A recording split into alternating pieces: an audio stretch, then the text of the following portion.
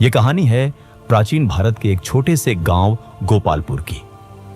गोपालपुर गांव में सुबह की शुरुआत मंदिर की घंटी और बैलों की आवाज से होती थी। उसी गांव में चांदन नदी के किनारे एक 14 साल का लड़का रोज सबसे पहले दिखाई देता था। उसका नाम था अनुज। अनुज कम बोलता था, इतना कम कि लोग उसे अक्सर नजरअंदाज कर देते। गांव के बच्चे जब शोर मचाते हुए खेलते, तब अनुज नदी के पास अकेले बैठा रहता। कोई पूछता, अनुज तू बोलता क्यों नहीं? तो वह हल्की मुस्कान के साथ नदी की तरफ देखता। गांव वालों को लगता था कि यह लड़का कुछ नहीं कर पाएगा, लेकिन वे यह नहीं जानते थे कि अनुज की खामोशी के पीछे एक गहरी मेहनत छुपी थी। चांदन नदी उसकी दोस्त थी, उसकी गुरु थी और उसकी ताकत भी। गोपालपुर के बच्चे अनुज को देखकर अक्सर हंसते थे। अरे देखो, नदी वाला साधु आ गया, कालू मजाक करता। सब ठाका लगाते, लेकिन अनुज कभी जवाब नहीं देता। एक दिन कालू ने पूछा, अनुज दिन भर नदी के पास क्या करता रहता है? अनुज ने शांत स्वर में कहा, खुद को सुनता हूं। यह सुनकर सब और जोर से हंस पड़े। किसी को उसकी बात समझ नहीं आई। गांव के बुजुर्ग भी कहते, ज्यादा चुप रहना ठीक नहीं, यह लड़का कमजोर है। लेकिन सच्चाई कुछ और थी। हर सुबह जब पूरा गांव सोता रहता, अनुज चांदन नदी के किनारे दौड़ लगाता, पत्थरों पर कूदता और सांस को साधने का अभ्यास करता। उसकी मेहनत खामोश थी, लेकिन लगातार थी। एक शाम अनुज देर से घर लौटा। उसके पांव मिट्टी और खून से सने थे। यह देखकर उसकी मां घबरा गई। बेटा, यह क्या हाल बना लिया? अनुज ने मुस्कुराकर कहा, मां, चांदन नदी ने आज थोड़ा ज्यादा परीक्षा ले लिया। मां की आंखें भर आई। वह बोली, लोग तुझे समझते नहीं, मुझे डर लगता है।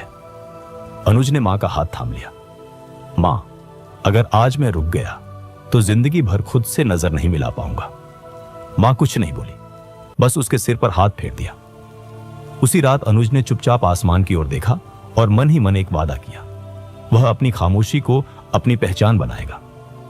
एक सुबह गोपालपुर की गलियों में जोर जोर से ढोल बजने लगे। गांव वाले घरों से बाहर निकल आए। राजा की ओर से संदेश लाया गया था। राज्य स्तरीय दौड़ प्रतियोगिता होने जा रही है। इनाम सुनकर बच्चे उछल पड़े। स्वर्ण पदक, गुरुकुल में शिक्षा और राजा का आशीर्वाद। कालू खुशी से चिल्लाया, अब देखना, जीत मेरी होगी। अनुज भीड़ में चुपचाप खड़ा रहा। उसके चेहरे पर कोई भाव नहीं था, लेकिन दिल तेज धड़क रहा था। चांदन नदी की बातें उसे याद आ रही थी। निरंतर बहते रहना, बिना रुके आगे बढ़ना। उस शाम अनुज नदी किनारे देर तक बैठा रहा। उसने पानी में पत्थर फेंकते हुए धीरे से कहा, शायद अब समय आ गया है। प्रतियोगिता के लिए पंजीकरण गांव के चौपाल में हो रहा था। बच्चों की लंबी कतार लगी थी। कोई अपने बाजू दिखा रहा था, तो कोई हवा में मुक्के चला रहा था।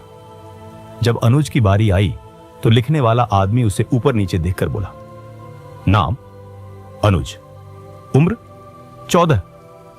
आदमी हंस पड़ा। इतने दुबले पतले, दौड़ोगे या उड़ जाओगे? अनुज ने शांत चेहरे से कहा, अगर उड़ गया तो सबसे आगे उतरूंगा। कतार में खड़े बच्चे हंस पड़े। कालू बोला, भाई नदी को भी साथ ले आना। अनुज मुस्कुराया, नाम लिखवाया और बिना कुछ कहे लौट गया। लेकिन उसके कदम आज पहले से ज्यादा मजबूत थे। नाम लिखवाने के बाद अनुज और ज्यादा चुप हो गया।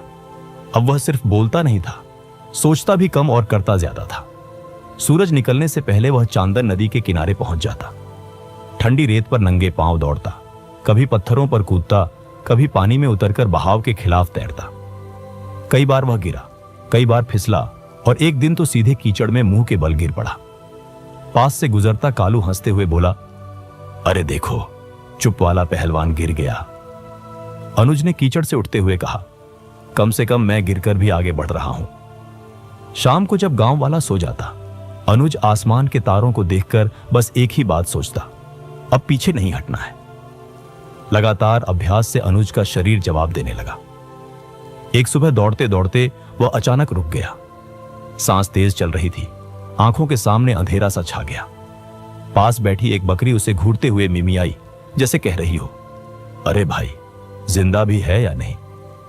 अनुज हल्की हंसी हंसा और बोला, चिंता मत कर, अभी कहानी खत्म नहीं हुई। वह फिर खड़ा हुआ, भले ही पैर कांप रहे थे। शाम को मां ने देखा तो बोली, बेटा ये जिद क्यों?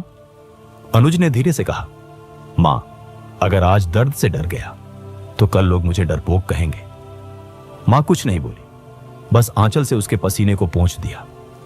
अनुज समझ गया अब उसकी मेहनत अकेली नहीं रही। आखिरकार वह दिन आ गया जिसका इंतजार पूरे गोपालपुर को था। सूरज निकलते ही लोग बैलगाड़ियों में बैठकर प्रतियोगिता के मैदान की ओर चल पड़े। ढोल, नगाड़े और शोर सब कुछ था। अनुज भी मां के साथ पहुंचा। साधारण कपड़े, नंगे पांव और शांत चेहरा। कालू उसे देखकर बोला, अब भी चुप है, हार की तैयारी है क्या? अनुज ने बस इतना कहा, दौड़ में बातें भारी हो जाती हैं। मैदान में पंक्तियां लगी। सब लड़के उछल रहे थे। कोई दांत किटकिटा रहा था, कोई हवा में हाथ चला रहा था। अनुज आंखें बंद किए खड़ा था। उसे चांदन नदी का बहाव याद आ रहा था। बिना रुके, बिना शोर घोषणा हुई, तैयार। अनुज ने सांस गहरी खींची। आवाज पड़ते ही सारे लड़के तीर की तरह आगे बढ़े। मैदान धूल से भर गया, शोर आसमान तक पहुंच गया। अनुज शुरू में सबसे पीछे था। भीड़ से आवाज आई, देखा, वही हुआ जो होना था। कालू आगे आगे दौड़ रहा था, मुस्कुराते हुए। उसे यकीन था कि जीत उसी की होगी। लेकिन अनुज के कदम अचानक बदलने लगे। उसने अपनी सांसों को चांदन नदी की लय में ढाल लिया।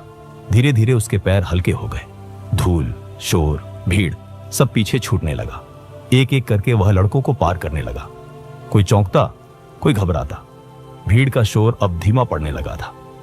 अनुज अब बीच में पहुंच चुका था। उसकी आंखों में एक अजीब सी शांति थी। अब दौड़ का आखिरी चक्कर बचा था। मैदान में सन्नाटा छा गया था, जैसे सबकी सांसें एक साथ रुक गई हों। आगे कालू था, उसके पीछे दो और लड़के, और सबसे पीछे से तेजी से आता हुआ अनुज।